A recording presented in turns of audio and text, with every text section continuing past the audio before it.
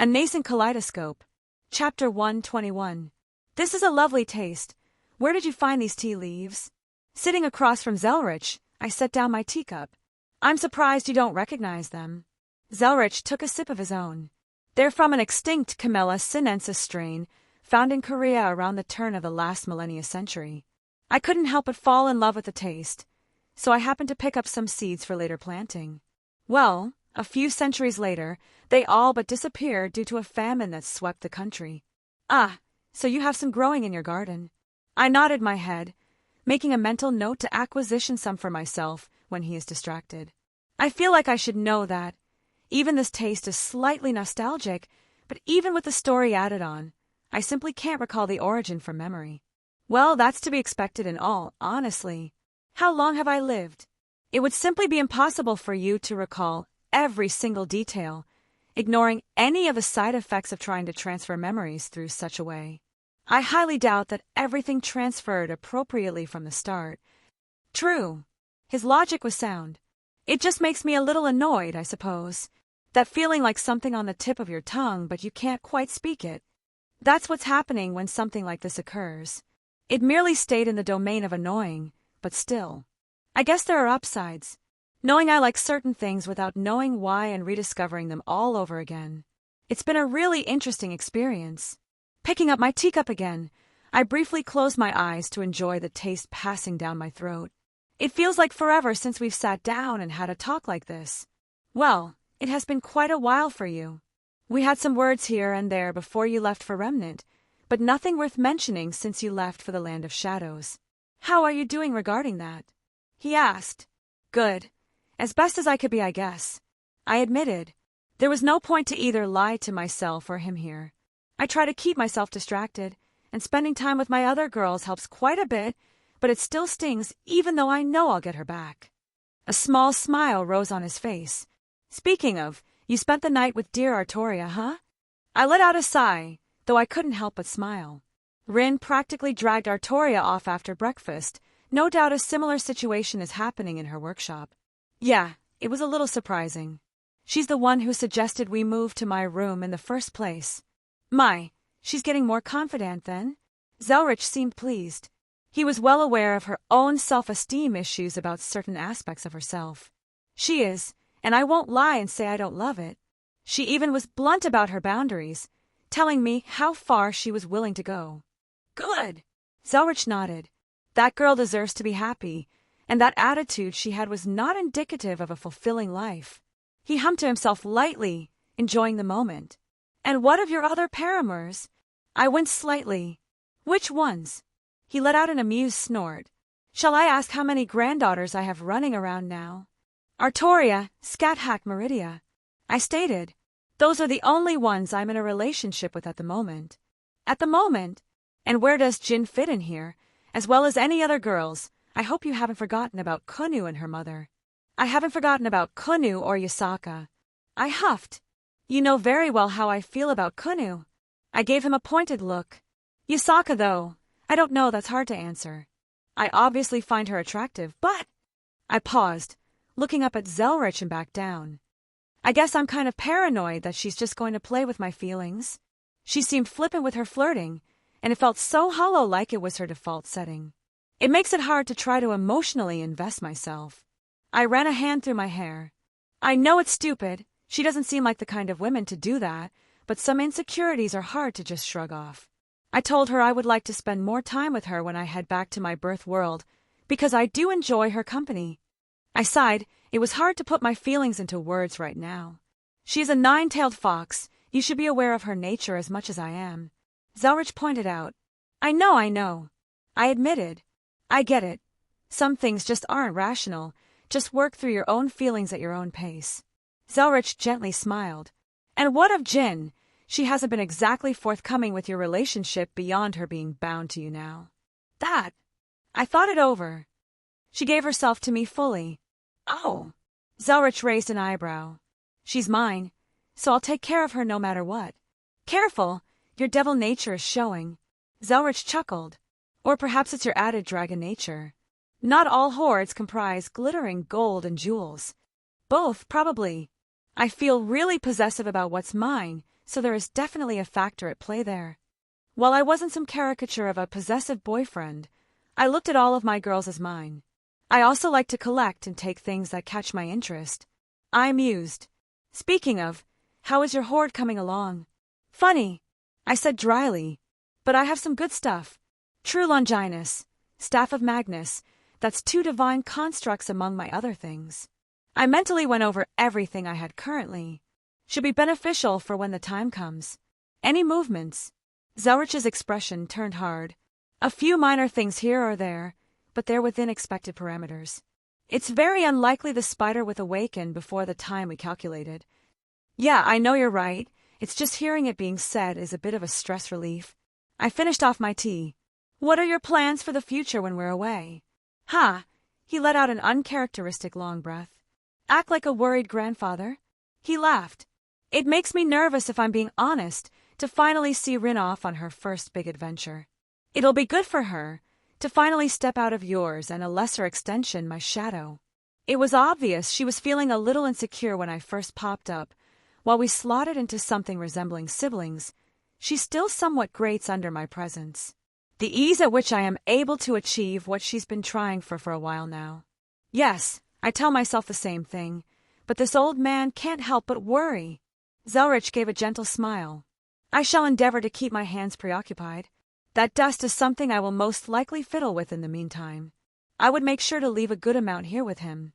A word of warning, don't take it into an environment without magical energy. I heard they tried to use the stuff to leave the atmosphere back on Remnant, and there was a violent reaction. I could more or less guess that it becomes unstable without an abundance of magical energy in the air to catalyze its existence. Interesting. He rubbed his chin.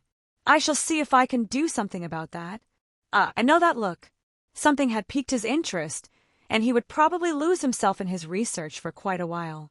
I assume you are going to bring Jin with you as well? He asked. Yeah. I blinked for a moment. I just realized I never did fully explain what I had planned for her.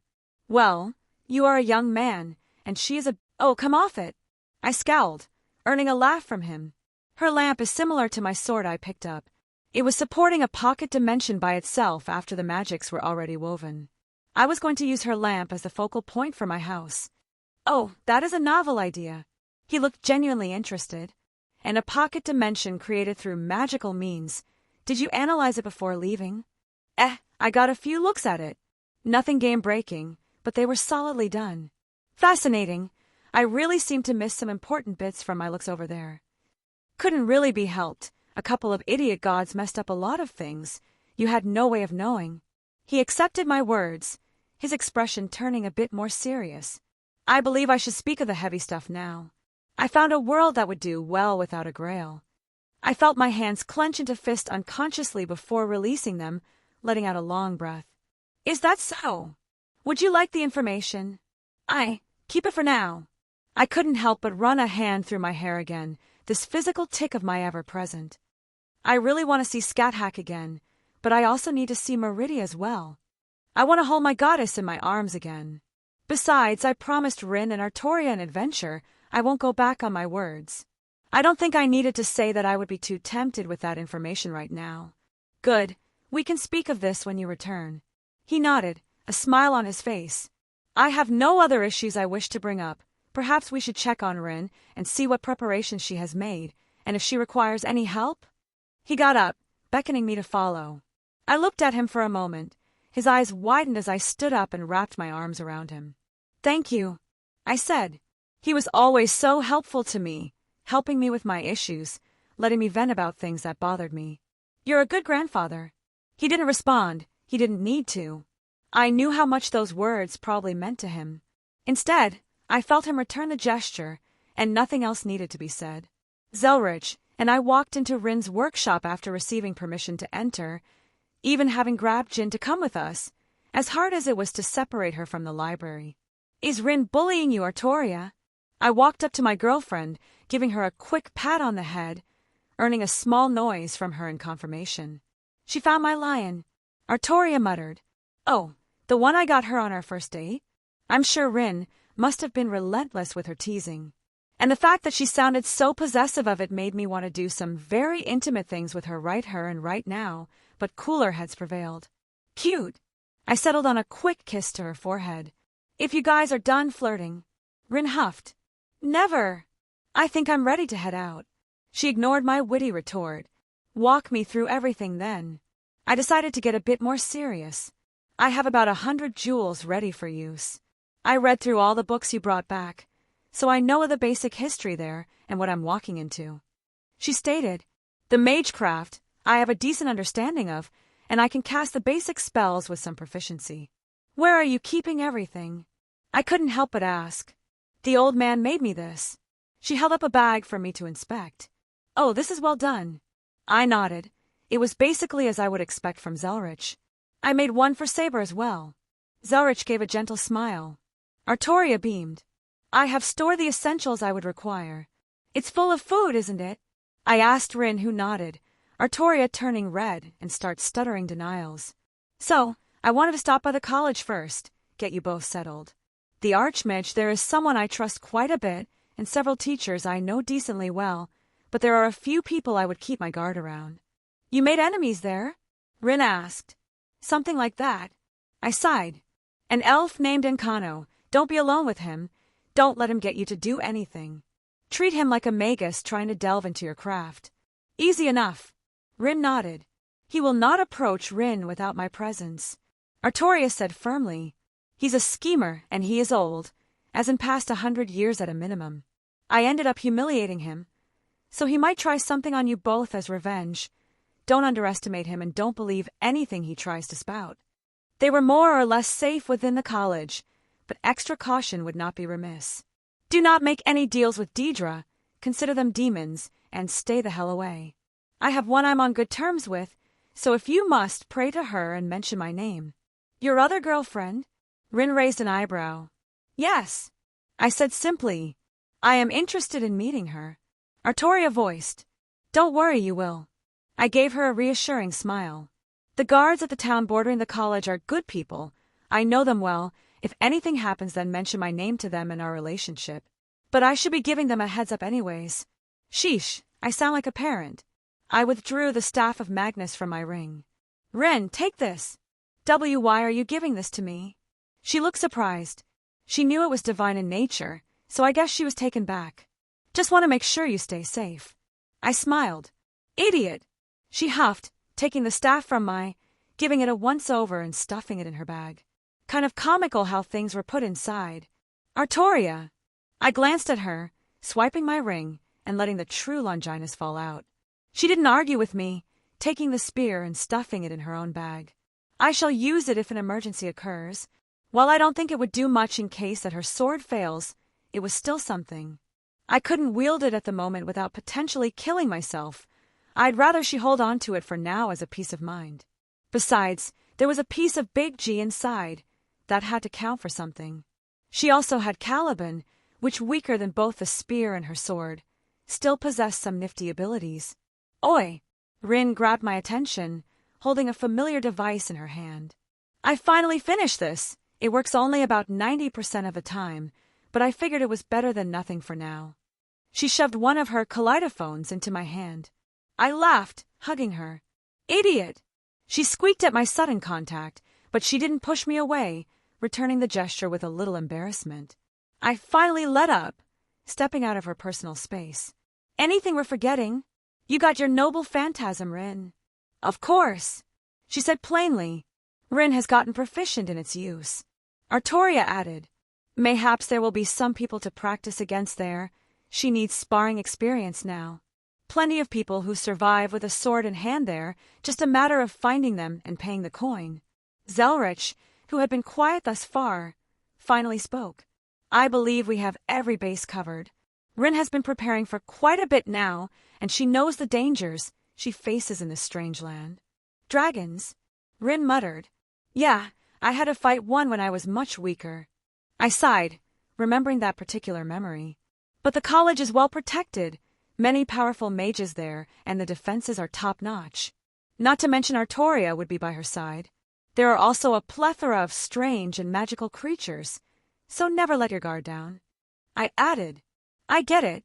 Can we get going already? Rin was starting to become impatient, but I couldn't blame her. All right, but one last question. Fine, what? You got Ruby, right? I gave her a smirk. Rin scowled, crossing her arms. Unfortunately. All right, just wanted to make sure. I held out my hand, opening a portal to the familiar cold lands of Skyrim.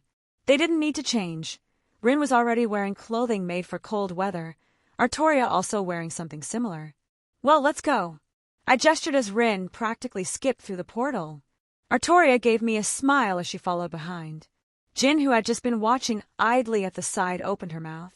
Do you want me to come with you? While I will always enjoy your company, if you wish to stay here, you can. Her happiness was something I would prioritize in situations like these. She paused for a moment before walking up and giving me a quick kiss on the cheek, stuffing her lamp into my hands. I want to follow you. She smiled brightly, turning into smoke and returning to her abode. She's ridiculously cute. Makes me almost not want to spank her anymore. I gave one last look at Zelretch, who nodded at me. Don't worry, I'll make sure they come back in one piece. We shared a similar look as I finally stepped through the portal. Skyrim, here we come. Chapter 122 Skyrim 2 Electric Boogaloo. I walked through the portal. The cold air welcomed me, and I couldn't help but smile even as snow fell on my face. I swept my gaze around, seeing the tall peaks reaching up to the heavens around us, the frozen tundra that met the horizon. It's good to be back. I allowed myself to take a deep breath of cold Skyrim air before finally taking a look at my two companions. I thought you said it would be cold, not Antarctic weather. Rin huffed. She was exaggerating, but it was to be expected. I had some resistance against the weather due to my devil nature, but even with that I was subtly keeping myself more comfortable through magical means. It is quite chilly, Artoria commented. We should further look into heavier clothing once we reach our destination. I took us right outside of town. I squint my eyes through the thick snow. It was by no means a snowstorm, but the natural weather here made it hard to see at points. Not to mention the erratic nature. Sometimes it would be a light snowfall, other times it would distort all vision in the area. I think I can see the torches from here. I pointed over a bit. I believe I see them as well. Artoria nodded. Rin already had a magical flame hovering above her palm. What are we waiting for? Let's go. Artoria looked at me, and we shared a quick smile before setting off after her. I've known Artoria long enough to know she was ready for any situation at the moment, even with her lax outer appearance. There was a certain air about her, a nervousness you could call it, a healthy respect for the unknown, especially when Rin was in her care. If I looked closely, I could vaguely see her grasping at something, not quite her sword, but like at any moment it would appear in her hand and swing at any threat that appeared. Rin, you said you practiced the basics I gave you? I asked, drawing their attention. Yeah, what about it? She answered, try your detect life spell. Such a nifty little thing. While easy to fool if you knew what to look for, it was good for situations like this or scoping out the more obvious ambushes and animalistic foes. Basically, it detected the power that pulsed off souls and essentially pinged it and brought back the information to the caster. Soul sonar. A little red light pulsed lightly in Rin's hand. I couldn't help but admire her ability, as she didn't even require an aria to cast the spell. 12 signatures detected in front of us. Probably the town guards. Maybe 100 meters away. Her range was pretty good. Artoria looked at me, then glanced off to the side with an eyebrow raised. I put my finger to my mouth to silently shush her while Rin focused ahead. Stepping forward, I lightly tugged on her large coat, almost making her fall. What the hell? She looked at me with annoyance. Rin, I said gently, you're being a bit thoughtless with your surroundings. What? There's nothing around except those people had. I turned towards my girlfriend. Artoria, would you please go bring our little friend to us? She nodded. Disappearing into the thick snowfall, a hissed cry rang out loud enough to reach us, Artoria's feet shuffling through the snow, quickly replacing the high-pitched noise. What is that? Rin practically reeled back. It is an ice wraith, Rin. Artoria answered, much to my surprise. You read the books? I asked, mildly impressed. Yes, I wish to understand what potential foes I would meet here. I found the topic interesting, so I read over it a few times. She explained, said Ice Wraith, writhing in her grip, making some unholy sounds as it tried to break free. But I didn't detect it, she said quietly, because it isn't technically a living creature. That I wasn't trying to tease or demean her here. It is an elemental. It does not possess what we qualify as a soul. Oh, she drooped her shoulders, making my heart drop a little. Rin, I'm not trying to baby you here. I tried to explain. I understand what you're feeling, believe me, I do. The need to prove herself, I knew that all too well. It was no wonder she was being so frivolous with such things. I'm not weak, she countered with a scoff. I can handle this myself. Yes, you are. I decided to be blunt. I glanced at Artoria. She merely closed her eyes, not interrupting. What's that supposed to mean? She walked up, stabbing her finger into my chest, eyes narrowing. Rin, you are significantly weaker than me or Artoria. She was about to angrily retort, but I stopped her. And that's okay. We all start somewhere. You should have seen me when I first came here. I almost got my ass kicked by some zombie in a tomb. But this isn't Earth. There are different threats here you have no idea about. Yet you're walking around like you own the place. I knew how much of a hypocrite I was being here, but I promised Zelretch I would look after them, and I wanted to make sure Rin didn't get into trouble like I did. Call me a hypocrite all day, as long as Rin wouldn't make the same mistakes I did. You're going to have access to an entire school of magic. You're going to get stronger. Then, when you're ready, you'll move on. Find somewhere else that draws your interest, and you'll keep improving, keep getting stronger. I tried to soothe her bruised ego. But you can't ignore where you are right now. And Rin, you are weak at the moment. Her battle experience is very limited. Even with surviving the Holy Grail War, she was not a warrior. She didn't even notice the Ice Wraith a dozen feet away. Her spars with Artoria, I don't doubt they've done wonders, but I wonder how far she truly pushes Rin due to their bond. The fact that Artoria wasn't speaking up in Rin's defense said all I needed to know there. Rin, to my surprise, didn't get upset anymore or argue. Her face was flushed with embarrassment, perhaps a little bit of shame mixed in, but she didn't speak against my words. She wasn't an idiot. She was probably well aware of her own shortcomings, but sometimes they just need to be spoken by someone else before they truly sink in. You're a genius, Rin. I'm sure you'll be up to snuff in no time. I gave her a genuine smile, and I noticed the corners of her lips twitch upwards ever so slightly. Of course. She seemed to regain her usual confident look, flipping her hair back. I'll catch up in no time, just watch me. She was more than willing to latch onto my words of praise in this situation. I said what I needed to. I would keep my words and not continue to baby her. She needed to either fall or fly with her own effort from this point on. Though I knew she would soar with very little effort. You're going to love the college. I couldn't help but reminisce with a smile. They really have a whole library that anyone can access. Rin looked rather excited, shaking off those previous feelings. It's massive. I waved my arms for emphasis. I stayed in there for an entire day before I realized how much time passed. Rin all but squealed in delight. Out of the corner of my eye, I saw Artoria crush the Ice Wraith with her hand, letting its strange physiology disperse with a bit of effort on her part. Thank you, she whispered, walking up next to me, sneaking a quick kiss on my cheek. That woman. If we were alone, I would definitely be seeing what she was hiding under those heavy clothes. Halt! Who goes there? A deep voice reverberated, several figures approaching as we neared the gates of the town. Well, that's a voice I haven't heard in a while. I got a good look at the man who spoke. Svord, have you been? The man paused, looking me over briefly before a wide grin overcame him. Lad! He laughed, walking towards me, hence clasped my shoulders. Where in oblivion did you disappear to? Half my men been poking around the mages, asking, and no one knew. His bright smile turned a little dimmer. Word was that the Thalmor scum did something. Huh, like that slimy elf could do anything to me. I chuckled. No, I simply went back home for a bit. Speaking of, I gestured towards them. This is Rin Tosaka. A pleasure. Rin gave a small smile. Miss Tosaka. He nodded, a little slow on the pronunciation, but it was a foreign word. She's my grandfather's student, and she's coming here to learn at the college. I explained. And this is Artoria, Pendragon. I gestured again towards Artoria. Well met. Artoria also gave a polite greeting. And to you, Miss Pendragon, Svord returned. She's Rin's bodyguard and my girlfriend. Svord blinked, letting out a laugh with a slap on my shoulder. Well done, lad, getting yourself such a beautiful woman. Artoria did turn the slightest red at his remarks, and I admittedly mirrored her a little in that regard. I'll make sure to tell my men to keep an eye out for them. Svord could more or less read between the lines here with my introductions. He turned towards both of them.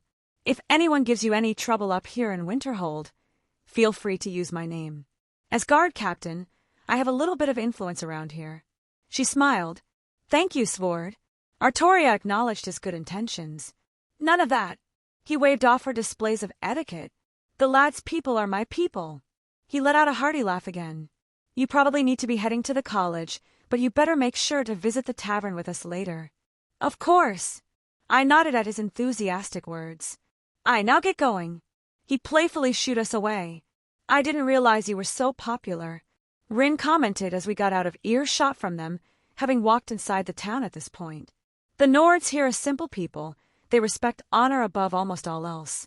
If you win their favor or get into their good graces, they would literally move in front of an arrow for you. I stepped in to help them with an issue when I first arrived. We celebrated afterwards and bonded. I trailed off as I saw around the town, certain things drawing my attention. There were houses that were burned down, buildings that were demolished. What happened? As we got closer to the college, and the large towers came into view, Rin voiced her glee at the whole thing. Artoria made some comments about it as well, but my focus was more so on the fact that there was a tower missing and some noticeable damage around the exterior. There was no one at the entrance to the bridge, which was still standing thankfully. Wilhelm. A voice spoke behind us. Even Artoria reacted with surprise, her invisible blade already in her hand as she turned around. Archmage, I greeted after quickly recovering. Artoria was also fast to withdraw her invisible air, acknowledging my nonchalant attitude. I think I heard Rin yelp too. Heh, it's been a while. Indeed, I believe you said a month and you weren't far off. He nodded. Was my aim off by a little bit? I hope Meridia isn't angry. Let me introduce you, this is Miss Tosaka and Miss Pendragon. He interrupted me. I was watching when you approached the town. I never noticed you. Artoria spoke up, her brow furrowed.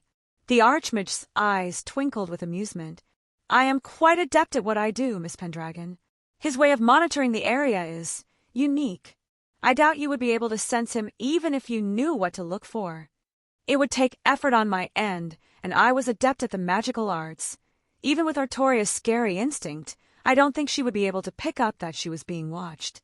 He just hummed, not elaborating himself.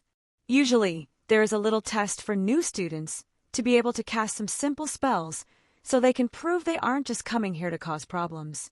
But my instinct is telling me that would be pointless in this case. He paused, staring up at the sky. The weather is just dreadful out here, he said lightly, raising his hand and giving it a casual flick. The snow was visibly dispersed all around us, the sun suddenly shining bright in the sky as the clouds above us had disappeared. Rin looked up with eyes widened. Amazing! Even Artoria gave a respectful look towards the Archmage. Show off!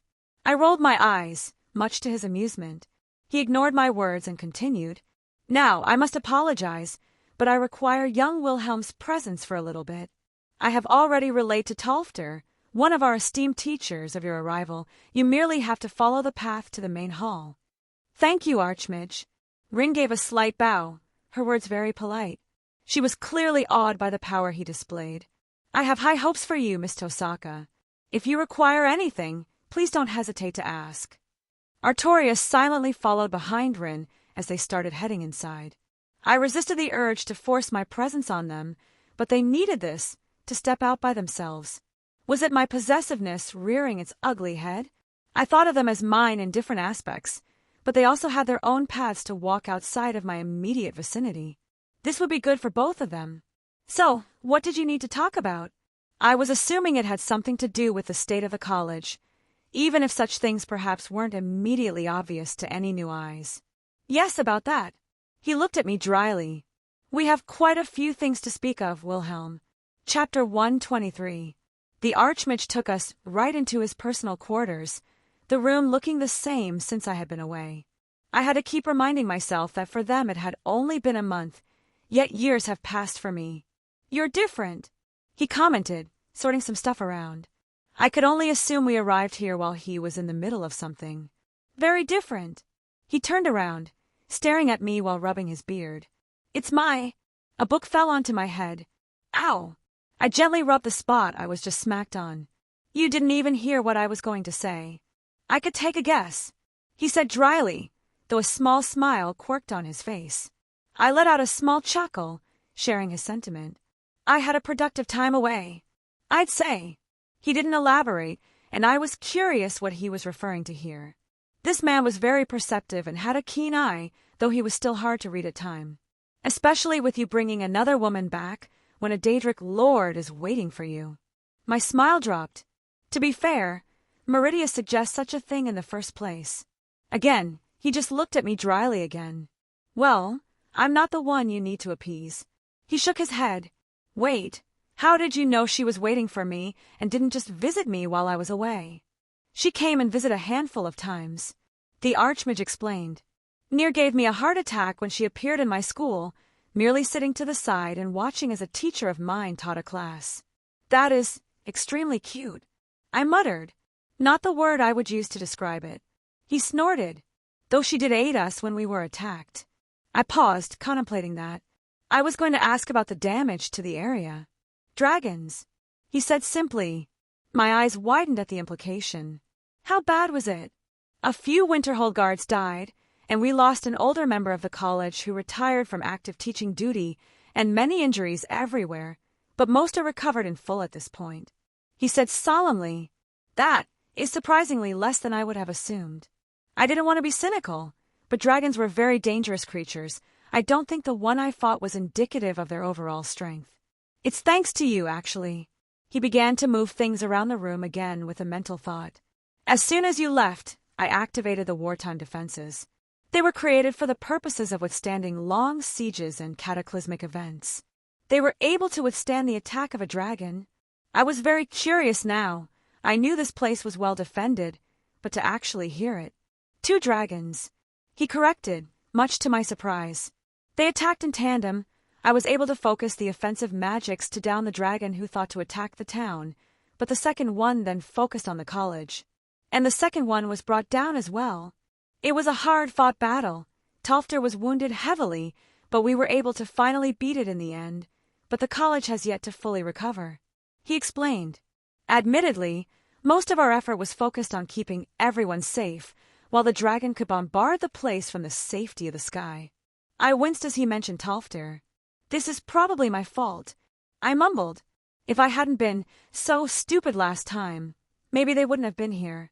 "Wilhelm." He stopped forward, placing a hand on my shoulder. "I am aware of what transpired at Whiterun, and none of this is your fault," he said gently. I sighed, running a hand through my hair. "At least the college made it through almost unscathed." "Indeed, damage can be repaired. I am infinitely grateful that the students were not harmed in any significant manner. Any chance the dragon's body landed on Encano?" The Archmage snorted. "I'm afraid that it was quite impossible for him to suffer any degree of injury with how far away he retreated in the conflict. I am disappointed, but otherwise not surprised." I frowned, before blinking in realization. "Wait, you said Meridia helped?" "Oh, yes." He nodded. "It was when we were attacked the second time." "Wait, what?" I will admit, the situation did not look favorable. Many of us were preparing to evacuate the students in full this time while us teacher would make a stand. To be honest, one of the dragons gave me a very dangerous feeling, much more than those previous ones. I couldn't help but sigh again, thinking how bad the situation was. "You guys couldn't leave, otherwise Winterhold would most likely be lost." The Archmage didn't speak, merely a nod in affirmation. This man would have fought all those dragons by himself if needed. "You're a good person, Savos," I replied, earning a small smile from him. "But how did Meridia come into play?" "She appeared at the top of the college, merely glaring at the imposing dragons, and they quickly scurried away."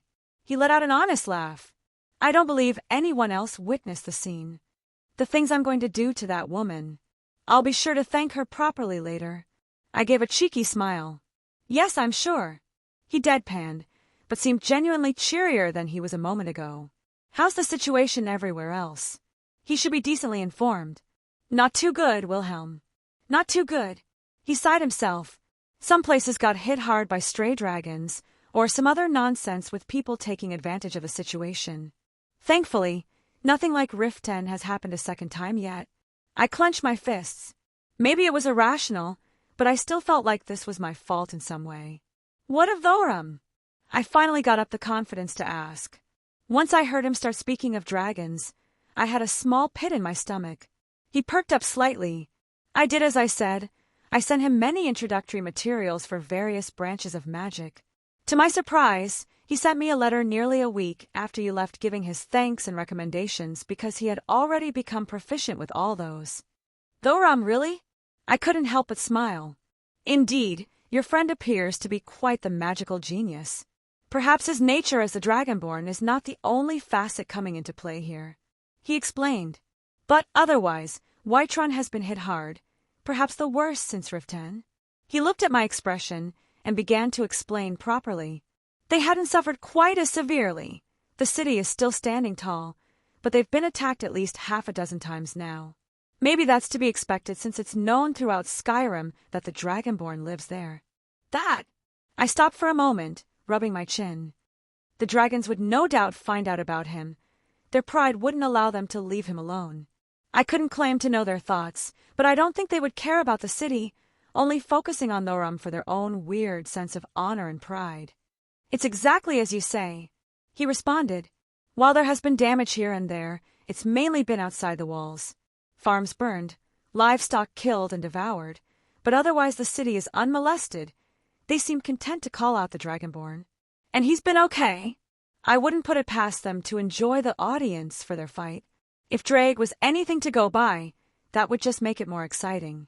From what I've heard, he's been thriving. I hear he's slain 4 dragons since you've left. That's no small feat, I whispered, a small bit of pride swelling in my chest at the thought of my friend becoming so strong. I can't wait to go see him again. I beamed. That isn't all. The Archmage interrupted my thoughts. From what I understand, these dragons have been calling out some other of their kind, one who goes by the name of Draeg Gotch. I slightly winced again. Yes! Damn it, Draeg. Do they know about Draeg? The Red Dragon Emperor is known everywhere. Does that mean it would be okay for me to come out? She sounded hesitant. Wilhelm. I was broken from my thoughts again, the Archmage looking at me strangely. Well, I guess it isn't much a secret then. I scratched my head. Was talking to said dragon. He was shouting happily in my ear. I sighed. Fascinating. His eyes twinkled in amusement again. A quick question. Does Urag Grosheb need an extra hand around the library? He paused, blinking at me in confusion. Well, he had asked for an assistant many years ago, but all those who he attempted to help him were eventually chased out. I hesitate to ask why. Draeg, if you would. I spoke, holding me hand out, letting the gauntlet appear on my hand. The Archmage's eyes widened. A clear interest appeared on his face, but he didn't make any actions to inspect it. I touched the jewel on the back, taking out the lamp. Jen, I said gently. My blue genie appeared in a wisp of smoke, floating behind me happily, the Archmage becoming more and more curious. Well, this is quite interesting. He gave Jin an up-and-down glance, though it was more academic than any kind of lustful thoughts. She was wearing her dress as well. Maybe she knew my sentiments that I didn't want anyone else to see what's mine. Hello, I am Savozaren, the Archmage for the College of Winterhold. Just as always, Jin happily reciprocated the greeting. I am Jin. I am the spirit for the Relic of Knowledge. She gestured to the small lamp still in my hand. I assume you wish to install her as the assistant librarian? He chuckled. I gave a look at Jen. She looked absolutely ecstatic at the idea. She would treat the place with as much respect as Urag would. A spirit housed in an artifact referred to the Relic of Knowledge. He rubbed his beard. I can make some guesses on what that entails. He seemed amused by the whole prospect. If I may ask, what are your capabilities? I have perfect recall of any information I learn. she stated, as if she were in an interview and providing her resume. I didn't interrupt. I wanted her to socialize more when she had the opportunity. And it would be lying if I said that seeing her happy like this didn't bring a warmness in my chest. I am also knowledgeable on magic, and quite proficient if I do say so myself. I blinked at that. It seemed obvious in hindsight, but the fact that she is capable of magic beyond her abilities tied to her uses had caught me off guard. Oh ho, yes, I think this may work out quite nicely. He turned back to me. You keep continuing to bring me so many interesting things, Wilhelm. I would be happy to accept her. Even if Urag didn't wish her assistance, she is more than welcomed in my college. Jin let out a squeal of delight, engulfing me in a hug, and I felt her lips make contact with my cheek. The Archmage just chuckled. Your other companions are quite interesting as well.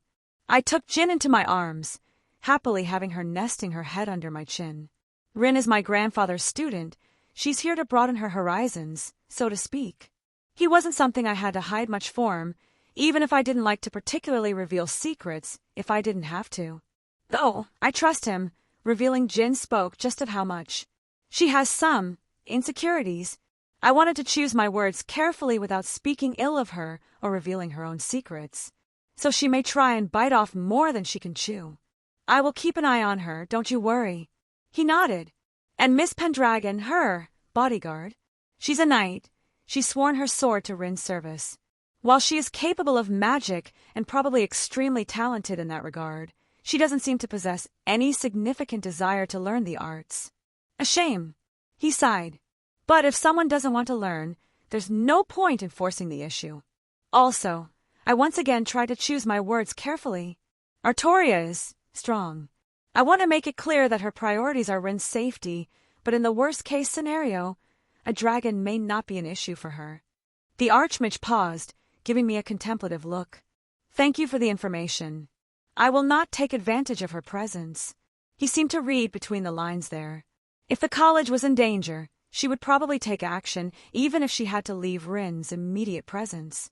If in a situation the Archmage guaranteed Rin's safety, Artoria would probably be more than willing to lend a hand without coercion. It was me trusting him even more here. That piece of information would allow him to manipulate someone capable of killing dragons. Otherwise, I expect them to run into trouble, get into some sticky situations. Unless there is genuine danger to their lives, I hope you let them settle it themselves.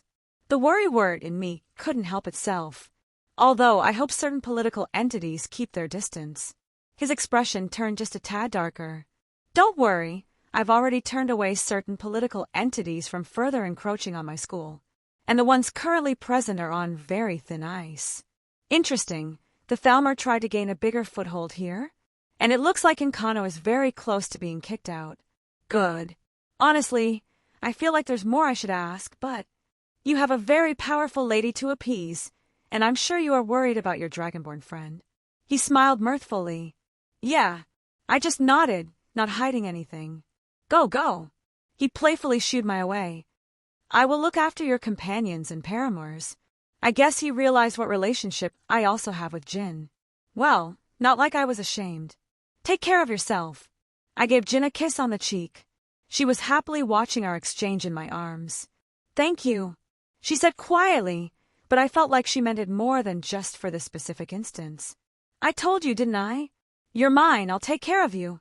For the first time, I placed my lips against hers, and she welcomed a deeper kiss. The Archmage cleared his throat, earning a slightly blush from both me and Jin. Forgot where I was for a moment there, though he seemed more amused than anything, and the contrasting red on her blue cheeks just made her look even cuter. I gave her one last look, then nodded towards the Archmage. To his sheer surprise, I opened a portal right in front of him. His eyes widened at how easily I got around the impressive magical protections on his college. He didn't get upset, he didn't demand questions, no. Instead, he just started loudly laughing. I couldn't help but admire this man even more. With another thought, I walked through the portal. A familiar, colorful sky greeted me as I looked up. The land masses that didn't make sense as they floated in several directions all around me. I didn't dwell on them for but a moment because my attention immediately turned to a woman sitting on a throne not far away. She raised her head as soon as I stepped through. Our eyes met, and she stood up, stepping off her throne, taking slow steps down towards me. I took equal steps to meet her. No words were yet exchanged as she glided into my arms. Her head buried into the crook of my neck, my arms wrapped around her waist. "I'm back," I whispered. "Welcome back," the quiet words barely reaching my ears. Chapter 124. I don't know how long we stood there, time becoming insignificant in this brief moment. I just enjoyed the warmth of her touch, the feeling of her breath on my neck, and the nice smell that filled my nose. "Did you miss me?" I couldn't help but lightly tease her. This goddess in my arms just invoked these feelings. "You were only gone a month," she grumbled. That wasn't a no. The muffled huff, as she pushed herself into me a little bit harder, was extremely cute. "Yes," she finally said. I couldn't help but squeeze her just a little bit tighter. "I missed you too," I whispered. It felt like an eternity before we finally separated. She was looking over me curiously. I don't know what she'd say, but she was clearly surprised by what she found. "I could not sense my sword after you left," she finally spoke. "I told you I would be disappearing for a bit, and I would be safe. I did not think you could escape my gaze, just some bravado I dismissed." She did not look all that happy, something borderline sadness in her eyes. I had thought the worst until it reappeared. That look she gave me, it made my heart hurt to know she thought something like that. I reached my hand up, cupping her cheek, my forehead pressed gently against hers. "I'm sorry." "Humph," she pouted ever so slightly. "Cute." "You are ridiculous." "And you are ridiculously cute." I chuckled, moving to meet her lips with mine. She accepted my advance, our lips meeting for a moment. To say that not once but twice to me. "You are brave," she snorted, pulling away, though the tiniest flush on her face. I reached out, taking her hands in mine. "Well, I'm nothing if not bold, otherwise, how would I have gotten such an amazing woman?" She dipped her head. "Do not speak of that nonsense. To trick me into such a thing. Embarrassed Meridia is something I need eternally in my life." "I tricked you, did I?" I lightly pulled on her, my hands moved to wrap around her waist. Her body pressed up to mine. "Shall I rescind my boon then? Maybe I should ask for something else." She made the cutest sound in response, seemingly distressed at the notion. "Don't tease me," she whispered, giving my hand a little pinch of annoyance. "I have already given my word." She looked up, meeting my eyes. "You are not allowed to make me a liar." "That's right. I believe you said you were my woman." I gave her a cheeky smile. "So I have." She turned away with another small huff. To admit it, I might not be able to stop myself from taking liberties. My hands moved down, grasping at her waist. I wasn't going to push her on anything, but I couldn't help but tease her. "Why, you have nothing but perversions on your mind." She didn't reject me, though. How you managed to earn my affections I will never understand. "Perhaps a demonstration is in order?" She was about to speak, but I claimed her lips. It was deeper than our previous kiss, laden with affection and longing. Her surprise quickly turned into desire as she returned the passion, enough so that it matched my own. Our lips parted. She leaned back into my chest. "Say those words to me again." "Words from earlier." "Ah." I rest my chin atop her head, wrapping her up tightly. "I'm back." I felt her hands grasp at my clothing. "Don't leave again." "My sweet goddess." I couldn't help myself. "I won't leave again," I cooed. She made another small noise. "Good," her tone holding a hint of sadness. It wasn't the truth, and we both knew it. But if it made her feel even a little bit better, I would say it again. Regardless, as much as I wanted to stay like this, there was clearly some stuff that needed to be aired. "I guess we should talk about the important bits now." There was clearly no small part of her that wanted questions answered. I could feel her shift under my grasp, and the way she looked up at me with clear longing. "You are hiding a great many secrets." "I am." I gave her a small smile, this conversation seemingly a repeat of last time. "Would you like to hear them?" "Yes." I chuckled, kissing her forehead. It's hard to pick a place to begin. I sighed, looking off into the colorful distance. I guess it started when I awakened memories from my past life. My legs gently kicked off the edge of a floating landmass, an empty void beneath my feet, yet I felt no fear in this place. A reassuring hand literally wrapped around my own, our fingers tightly linked together. Meridia was silent. I guess what I shared had shattered her worldview. Her, a being that witnessed and had a hand in the creation of this world. She who was basically born at the dawn of existence, had for the first time been left utterly confused. It took some convincing. My swords were all stabbed into the ground around us, where she inspected each and every one, the concepts of their existence completely foreign to her. I have questions. I turned towards her, an unsure look on her face. I have no secrets in front of you, Meridia. I tried my best to give her a reassuring smile. This, Odin. Her tone was even, but as the words left her mouth, the realm shook. Where can I find him? Yeah, I had told her of my time in the land of shadows. I had told her everything, leaving nothing out. All the other girls in my life, and she listened intently, not interrupting me except for the occasional clarification until I finally ended up back here. No doubt, she was somewhat aware of the little bit of divinity she put inside of me having been activated, so to speak. Perhaps she didn't have context of what happened until now, but the picture was probably apparent. He's already dead. I pull her hand up, giving it a kiss in an attempt to calm her. The area seemed to go back to some semblance of normal, Meridia clearly calming down slightly. Though, I thought you would be upset about other things. Her head snapped to me. Oh, and what should I have been upset about? Well, maybe the other women you have taken in? She looked at me. I felt a certain intensity in her gaze before pulling back. Do you wish to breed with them? I wanted to make a joke about the phrasing, but I decided against it in this circumstance. Maybe in the future. I said honestly. I think you would like them. She raised an eyebrow at me. You would have them meet with me? Do you not fear I would do something? Nope, I replied almost immediately. I trust you. She let out a snort, turning away, though her hand never left mine. I did say you could, she admitted. You were gone, far longer than you said you would be. She frowned. I said I would be back in a month. That implied you would only be back in a month's time. She sent a nasty glare my way. Tell me that you were not gone longer than that. I'm sorry. I gave her hand a little squeeze. Not much else I could do in this situation. You shall make this up to me, she said sternly. Whatever you want. She huffed. You are never allowed to hide things from me again. I demand that you reveal anything of importance and share with me your thoughts, at every opportunity available. You are to come here and reveal your intentions. So my punishment is to come here and spend time with you? I raised an eyebrow. Cease your foolishness. That is far from what I have stated. She denied, quickly changing the subject. Speak to me of these other women. If they are going to be a presence in your life, they will be known to me. 2 of them are here on Nirn right now, I stated, earning a flash of surprise from her. Are they in that college of yours? Yup. She held her free hand up, waving it gently in the air as the colors coalesced into a sort of screen that allowed viewing in the college. Didn't know you were a voyeur. As if I would use my power for something so. I just chuckled, pulling her in close for a kiss on the cheek. You can watch me any time you want. That got another small flush out of her, one which she quickly squashed down. Here, is it one of these 2? I do not recognize them. The images flashed until Artoria and Rin appeared on the screen.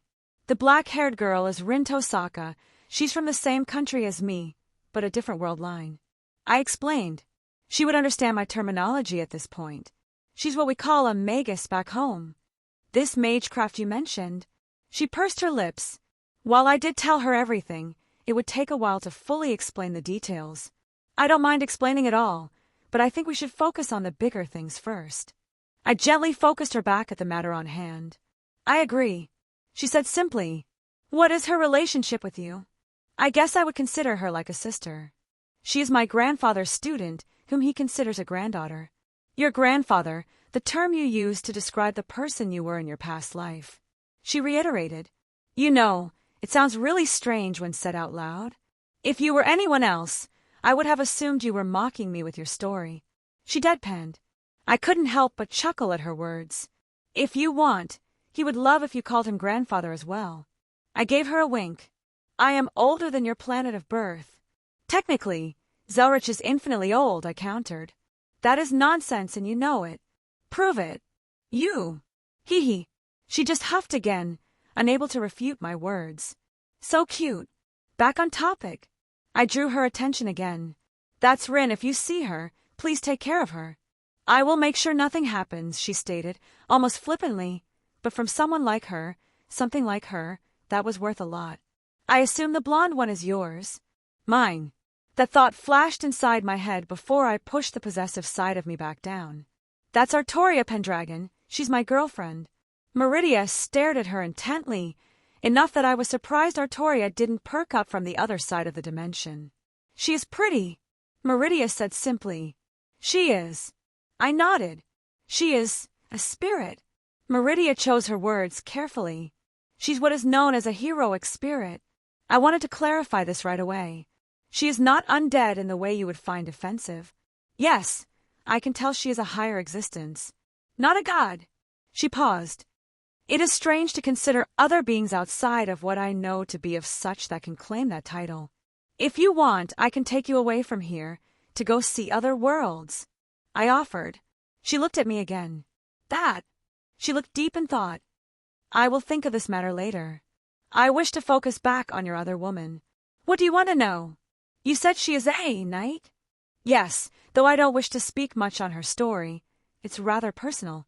Though being a knight is something she would never be ashamed of, so I felt fine divulging that little tidbit. I see. She seemed to accept those words. It just means you have to meet her and get to know her yourself. I beamed.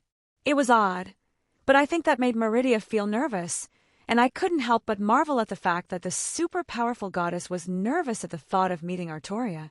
She quick swiped her hand, moving the voyeurism. Where is the other woman? Check the library. No doubt that's where Jin would have gone. What is her description? She stopped almost immediately, seeing a blue-skinned woman appearing on the screen. I retract my words. I believe I have found her. Funnily enough, Jin on the other end stopped what she doing, turned to face us, looking inquisitively at our direction, clearly knowing something was wrong. So, how hard are you making it to detect your little voyeurism? Don't call it that. She let out an indignant huff again. Your archmage should be able to notice my eyes if he were in the vicinity. That's probably why Jin knows. She's very adept at manipulating the world. Her ability to mess with the time axis was impressive. Jin. Meridia let the word roll off her tongue. She is a strange creature, created by gods of another universe. And this is another woman you wish to bear your children. Well, yes. The thought of Jin having a swollen belly did many things to my libido. She was mine. If I wanted her to have my children, would she protest? Though there was the issue of what she was, which didn't exactly lend itself to procreation. Admittedly, I would much prefer the woman next to me to have a big belly first. She's mine, I said simply, ignoring those thoughts about Jin. Meridia deserved my undivided attention right now. Meridia didn't comment further. Honestly, I think that statement was more conclusive to her than me saying Artoria was my girlfriend. I had to remember that Meridia wasn't human. She wasn't mortal in any sense of the word. Her view of existence was vastly different than mine. To say Jin was mine was probably a very simple thing in her eyes. I have more questions, Meridia stated, and I have answers. I gave her hand another squeeze. I have nowhere to be right now except with you. A small smile grew on her face as she leaned her head on my shoulder. For her, I would have all the time in the world. Chapter 125. And what is this land of shadows?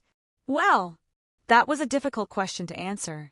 To put it bluntly, it's a land of the dead, where things refuse to truly die, all kinds of undead abominations wandering around, uncountable in numbers. I had been sitting here with Meridia for a while now. I hadn't even bothered to keep track of time, as we merely talked. If she had a question, I answered it to the best of my ability, throwing in some light teasing and stealing a kiss every now and then. She didn't look too pleased with my explanation. Scat-Hack stopped them from spilling out into the mortal world. She conquered the land by pure might, guarding the gates for millennia. Scat-Hack! Meridia allowed the name to pass her lips. She spent her existence slaying undead? More or less. There was more to her story, but she did stop the undead from leaking outside for over 2,000 years. It wasn't just that, though. She was very famous for having slain gods. Meridia raised an eyebrow at that. Slain gods. Yup. I excitedly explained. Gods, demons, dragon monsters. If anything walked into her domain without her permission, it met the end of her spear. Her expression was hard to read, and I couldn't even begin to guess her current thoughts. And you trained under her? Oh yes. She was a very brutal teacher. I can imagine, Meridia said dryly. It sounds like she was quite powerful for a mortal. That was in fact high praise from Meridia. She only had the barest idea of what it meant to be a god from my home. But being a god slayer is impressive nonetheless, even if they were lacking compared to herself. What about you? What you been up to when I was gone? I pretty much talked about my adventures until this point. I have been dealing with issues that come with my position, Meridia stated. I suppose I have ventured out every so often to keep watch over that dragonborn whom you call a friend. And that pitiful hovel you call a college. I heard you helped out when dragons attacked. I did nothing, she denied. Aha. I merely watched. Sure. Cease your foolishness. She huffed. She doesn't want to admit she helped them out. So cute. There's one way to quiet me. Have you not had enough? She looked at me with exasperation, but that faint pink still dusted her cheeks. Very quickly, she placed her lips on mine, then pulled away. She still had trouble initiating, though she didn't dislike our intimacy. Still, I couldn't help but tease her. Bribe accepted. You are ridiculous. She crossed her arms with another cute little huff. It was getting very hard to not push her down right here, right now. Even if she accepted that large step, I didn't want that to be our first time together. I was going to make sure it was romantic and let her experience it properly for the first time. But I digress. It was hard to stop my thoughts from wandering when with her. What about Thorum? Yes, your dragonborn friend. She pursed her lips. He has many eyes on him. I couldn't overtly reveal myself. But he has yet to contract with any other higher power. How's he been? Many of Akatosh's other children have been felled by his hand. That's good. The Archmage told me something similar. You worry for him? She asked. Of course, he is my first friend. I turned my gaze towards her. After my mom died, he was the first person I created a bond with, and you were the first person I developed feelings for. I see, she said quietly, an undiscernible expression on her face. I shall make sure no others interfere then. How much has she done already? I had a feeling she had been making moves, just so I wouldn't be upset that Thorum was harmed while I was away. The fact that she made an appearance at the college during the fight already said a lot. How'd you like to go meet Artoria? I finally stood up from my spot, brushing off my pants. Right at this moment, she seemed taken back. Why not? There is much to do, things I need to prepare. Are you nervous? I looked at her in surprise. She tensed up slightly. I am a goddess. I do not get nervous. I raised an eyebrow at the way she said that. It was amusing at what actually got a reaction out of her. I wrapped my arms around her from behind. Of course, I assured her. You are my amazing, beautiful, wonderful, powerful goddess. There is no need to state the obvious. She clearly preened under my praise, which was all the cuter. And Artoria will see everything that I do in you. I could find the humor in the fact that I was coaxing the most powerful member of my harem to meet the objectively weakest member, if we excluded Jin. But when had Meridia ever had to deal with these kinds of feelings before? Nervousness? What did that taste like? Hell, something like love was probably foreign to her as well. The way she became so unsure of herself sometimes. Yet, I knew for a fact she could easily wage war, fight and destroy her enemies, to engage in battle that could fracture the planet by accident. I wouldn't be surprised if many of the entities in this world shared similar thoughts, or rather the lack thereof. They were so divorced from mortals that even if they allowed themselves to indulge in the world, there was still a huge disconnect from what their true feelings. Well, thankfully Artoria shared a similar temperament when it comes to this kind of relationship. If it were Scat-Hack, my poor Meridia would be eaten alive. Perhaps in more ways than one. Hold hands, I offered, holding it out for her. Humph. She snorted, turning away, but her hand creeped over, sliding into mine. Ready. Let's get this over with. She put on a face of nonchalance, but I could see through it. Opening a new portal. She watched intently as we exited. I knew not how much she was brining with her, but I could more or less guess she knew the limits before something went wrong. We appeared on a slightly snowy path, the courtyard of the college. Almost immediately, the space near us ruptured and a figure walked out.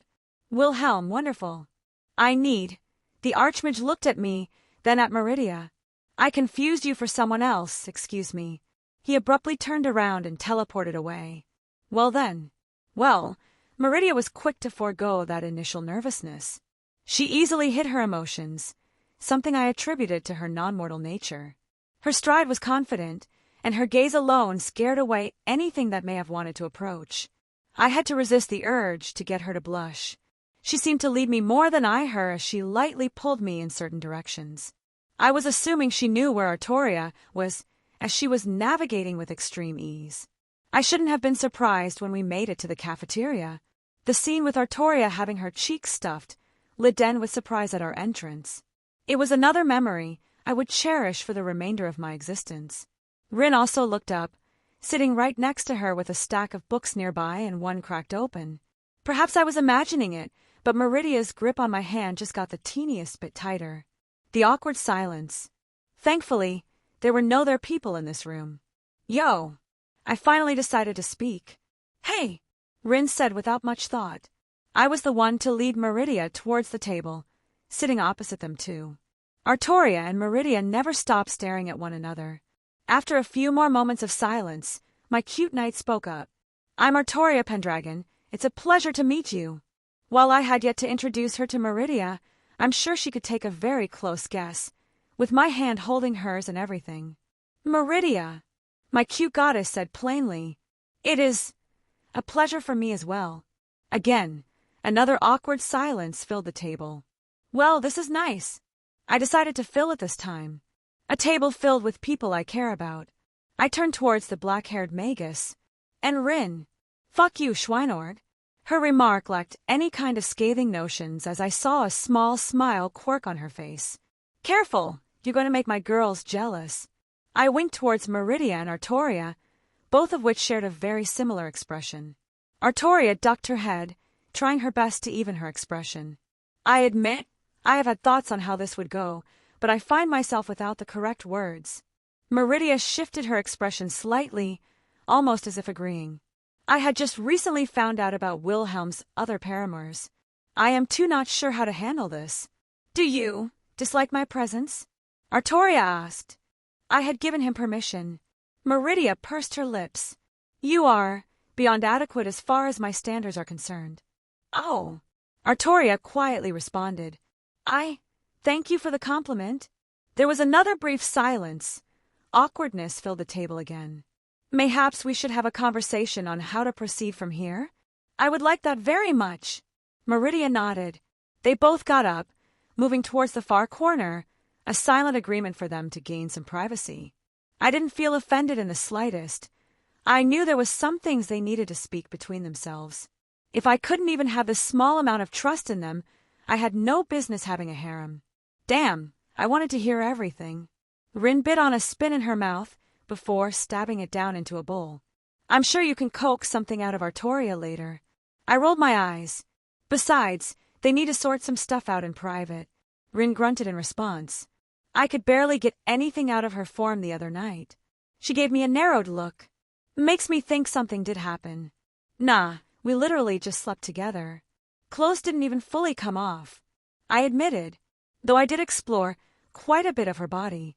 Definitely not the last time I have that but in my hands. For a devil, you're really boring. Believe me, I had to thoroughly restrain myself. Have you seen that ass of hers? And those legs? Artoria hides them really well. I know. I keep telling her to show her legs off more, get something that makes her but look good. Rin sighed. I couldn't help but picture the scene of Rin forcing her to try on different kinds of clothes. My thoughts only broken by them glancing back at me, Artoria saying something with a clear blush on her face and Meridia looking surprised. I shook my head with a small smile. So how've you been? Good, she said plainly. After you disappeared, me and Saber got settled. I've attended a couple classes and looked through the library. Huh, how long was I gone for? Little over a day. Oh, Longer than I expected. I muttered. Any branch of magic here catch your interest? I thought their alchemy and enchanting looked interesting.